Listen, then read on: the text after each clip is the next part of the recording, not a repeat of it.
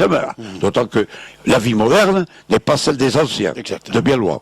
Donc, en présence de cette situation, on peut aussi espérer éviter les maladies d'Alzheimer et faire en sorte que demain, il n'y aura pas de charge sociale trop lourde pour protéger des personnes qui, hélas, sont devenues séniles et sont des épaves. Donc, ce combat, je l'ai mené. Je le mène et je pense que nous aboutirons. Il y a aussi cet autre combat que j'ai mené, que je mène, c'est la mort de la dignité. Actuellement, c'est question de jour.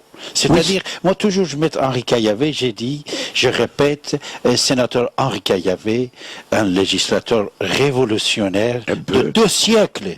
C'est-à-dire, nous sommes entrés dans le 21e siècle déjà, mais depuis le 20e siècle, Henri Caillavet, sénateur, maître, était un législateur révolutionnaire que même aujourd'hui, ici et maintenant, nous sommes en l'année 2007, toujours votre combat, ça continue, c'est-à-dire, c'est dommage que si quelqu'un va donner fin à sa vie et mourir, comme vous dites, en dignité, il devra aller en Suisse.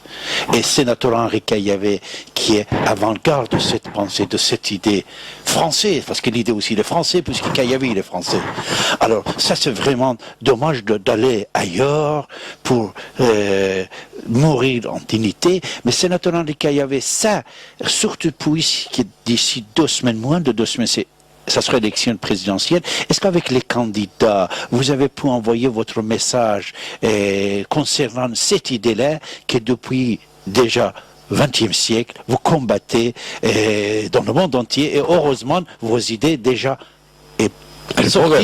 progressent. Il est sorti de frontières de la France. C'est-à-dire cet humanisme, parce que tout ça, à mon avis, c'est humanisme.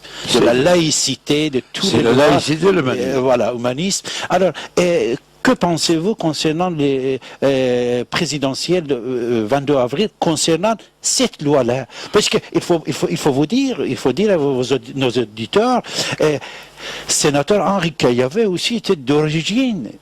C'est lui qui a proposé, dans les années 80, de ramener le mandat présidentiel à 5 ans. Et ça, c'était il a pris place par Jacques Chirac. Alors, c'est-à-dire vos projets, vos lois, déjà, je suis franc et on peut le dire, depuis 2 siècles, nous sommes dans le 21e siècle, depuis le 20e siècle, le combat et les idées rénovateurs, révolutionnaires, vers la lumière et la laïcité, ça continue. Alors, concernant cette mourir en dignité, vous pensez les candidats pour faire quelque chose à votre avis? Oui, on les a sollicités. Oui. Certains ne nous ont pas répondu. D'autres ont dit qu'il fallait garder la législation actuelle. Et Madame Ségolène Royal a dit que j'appliquerai la mesure prise par le Parti socialiste. Nous sommes favorables à la dépénalisation de l'euthanasie. Donc, ce débat est au cœur. C'est-à-dire que les socialistes, nous sommes sourds et certains. Je pense quand même que les prochains députés, parce que l'élection présidentielle est importante. Mais je dis avec les socialistes, oui. Président et Parlement. Voilà. Eux, on dit oui. Le Grand Orient de France, qui est une institution philosophique, a dit oui. A dit oui. Donc, il y a une progression. Pourquoi? En Belgique, la mort de la dignité est reconnue comme licite. Et à condition de suivre un certain nombre de prescriptions, vous avez le droit de mourir dans la dignité. La dignité, parce qu'il faut quand même le souligner, ce n'est pas ce que pensent les autres de moi. La dignité, c'est une convenance personnelle. Bravo, très important. Est-ce que je me juge digne de continuer à vivre, ou est-ce que l'existence qui est la mienne est véritablement une épave, c'est un naufrage, j'insupporte l'environnement, et je n'ai plus le droit à continuer cette existence qui n'est plus aujourd'hui avec des projets. La dignité est donc personnelle. Mais il est évident que mourir dans la dignité exige un cadre pour éviter les déviances. Exact. Parce que je reviens un peu en arrière. Quand j'ai fait la loi sur la greffe d'organes, c'était un don. Or, on sait qu'aujourd'hui, on achète des organes. On achète, c'est vrai. Et même en Chine, on exécute des individus qui ne devraient pas être condamnés à la prison mais simplement aux travaux forcés, on exécute pour prélever tout de suite pour le profit de celui qui attend et qui est riche, un organe indispensable. Je referme ma parenthèse. Donc dans les mêmes conditions, on peut craindre que pour avoir un héritage plus tôt, on aide le père ou la mère à mourir. Ou un oncle qui aurait une vigne que l'on voudrait agrandir. Là, il faut un cadre. Les Belges ont dessiné un cadre. Les Hollandais ont également dessiné un cadre. Et les Suisses ont également, par le code pénal, organisé l'assistance à la mort volontaire. Ces trois pays, et ceux qui Ce sont des pays protestants. Protestants en plus. Est-ce que les règles sont différentes ou presque pareilles? Ils ne sont pas comparables. Ah, ne sont pas comparables. Le plus audacieux, c'est le suicide assisté qui est prévu par l'article 114 et 115 du Code pénal de Suisse.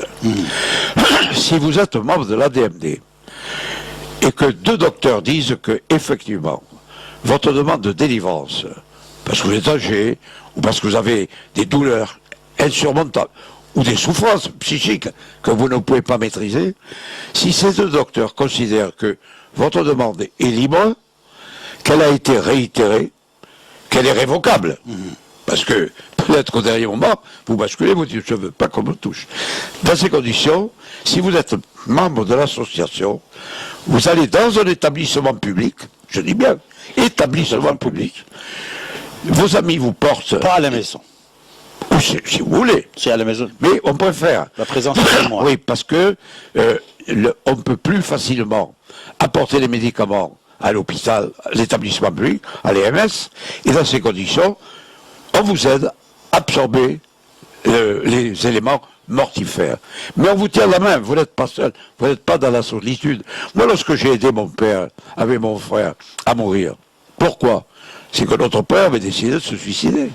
Il avait 90 ans, il ne pouvait plus vivre. Il nous l'a dit.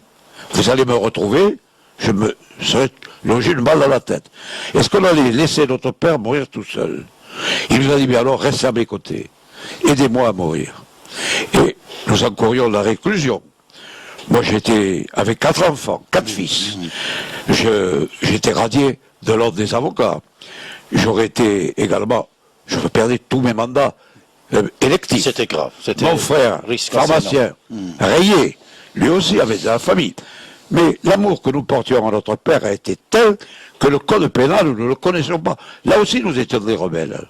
Et nous avons donc aidé papa à mourir. Et je dois vous dire que c'est une grande satisfaction morale de penser que mon père, qui a fixé la date de sa mort. Ah, lui-même, il a fixé. Il est mort. Nous étions à ses côtés. On le tenait par la main. Et il a eu un regard magnifique quand il a vu qu'il allait s'endormir et qu'il savait que nous ferions la piqûre de chlorure de potassium. Il nous a regardé, il nous a dit, je savais que vous m'aiviez, mes fils. Émouvant. Et pourquoi il voulait mourir? Parce qu'il nous avait dit, et ça avait été déterminant, la lampe est sans huile.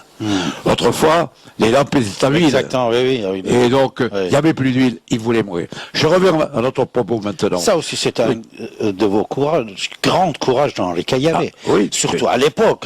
1960. 1960, c'est-à-dire environ.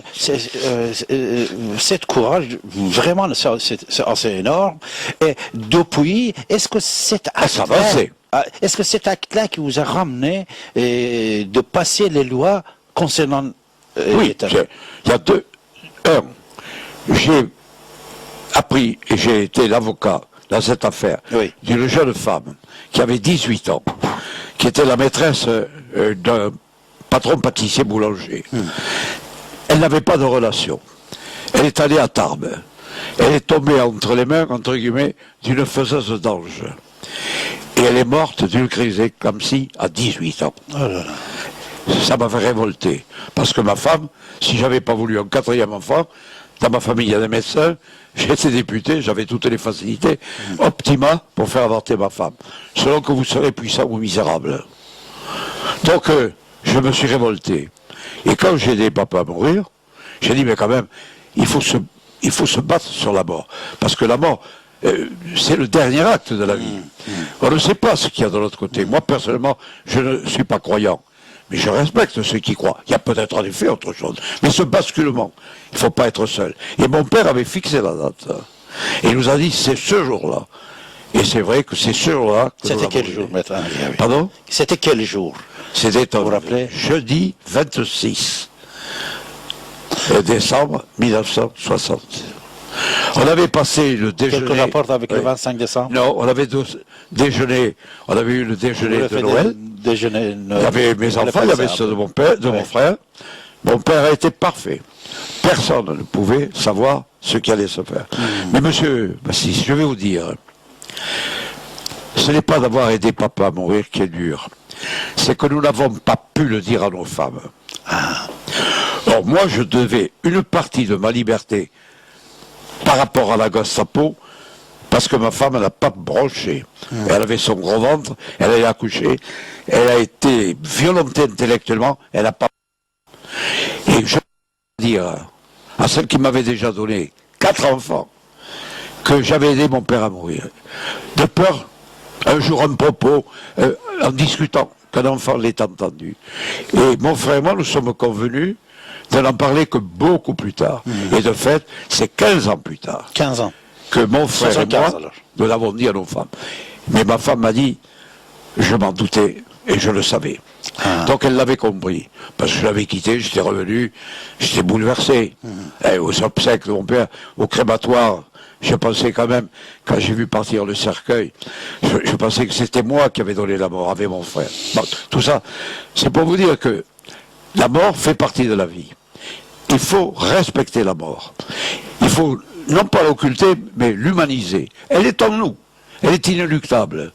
Donc, que nous soyons venus dans l'univers sans aucune cause, que l'on soit né par le hasard ou la nécessité, même s'il n'y a rien dans l'au-delà, peu importe. On a été des êtres humains.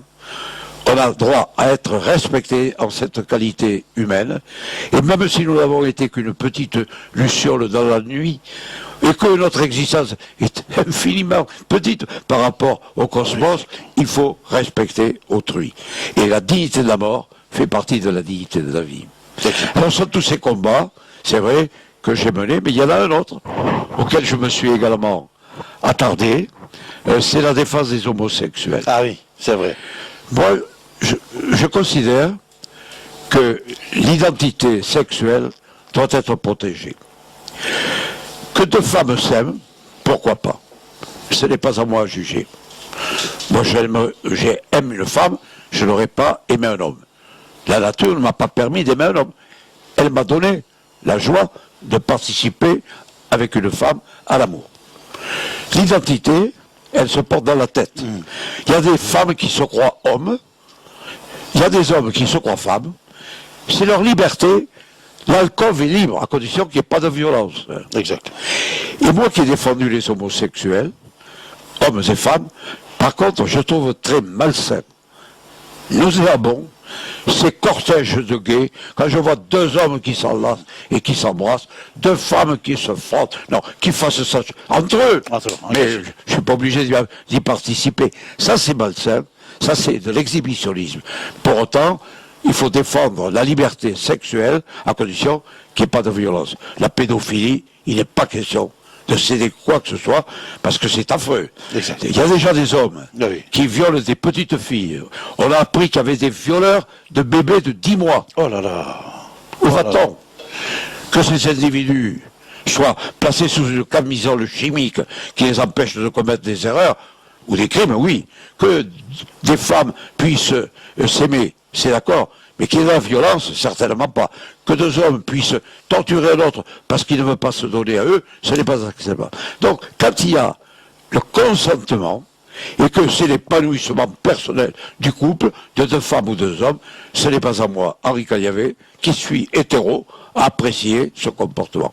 Je le respecte à condition que moi-même, je ne me livre pas sur la place publique à la débauche. Non, ce n'est pas, dans ces conditions, la possibilité pour un autre de se comporter, j'allais dire, malencontreusement. Alors je me suis battu pour cette identité, évidemment, de l'homosexualité. Oui. J'ai été très critiqué, mais je constate que en Espagne, le mariage et ici, en Belgique, en Hollande, en Allemagne, en Suisse, en Angleterre, au Danemark. Et nous, on ferme, on ne veut pas le savoir. Alors on a le Pax. Je suis un des initiateurs du Pax. Mais c'est autre chose. C'est autre chose. Ce que veulent, enfin, c'est ce que j'essaie de comprendre de la part des femmes et des hommes qui sont des homosexuels. C'est qu'ils souhaitent être reconnus par le mariage à égalité avec les autres. Ils ont bien le sentiment qu'il y a une discrimination. Puisque moi, je suis marié et vous, vous êtes paxé. Donc, pourquoi ne pas leur donner cette satisfaction? Parce qu'il y a le problème de l'adoption qui se pose. Aujourd'hui, je suis un inverti. J'ai 30 ans. Je peux adopter un enfant. Et puis après, je vais vivre maritalement avec un homme. Alors l'enfant sera bien élevé par deux enfants. Alors à ce sujet, moi j'ouvre ici encore une autre parenthèse.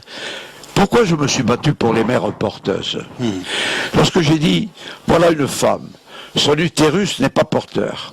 Au bout de 2 mois, elle va expulser son embryon. Elle veut être mère. Ouais. Elle a la possibilité d'être mère. La nature le lui interdit. L'homme peut se substituer à la nature. Donc, faisons une procréation médicale assistée.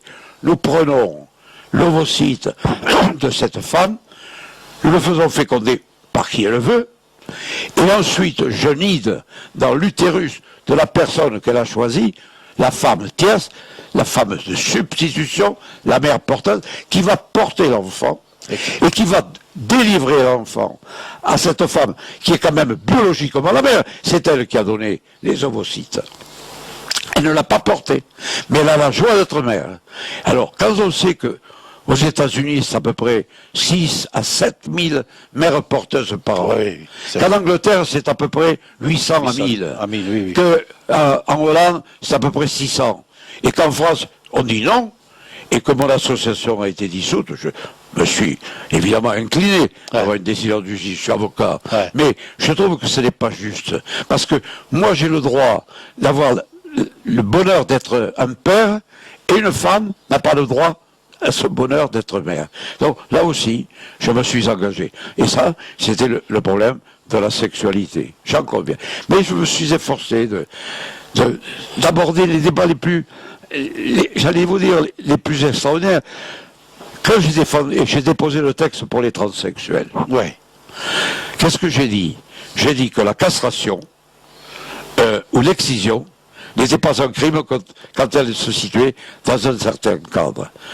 Moi, je vais vous dire, au Sénat, je vois un jour arriver une personne, je lui avais donné rendez-vous, elle m'avait demandé un entretien. Ouais. Une femme superbe, grande, des yeux magnifiques, superbe.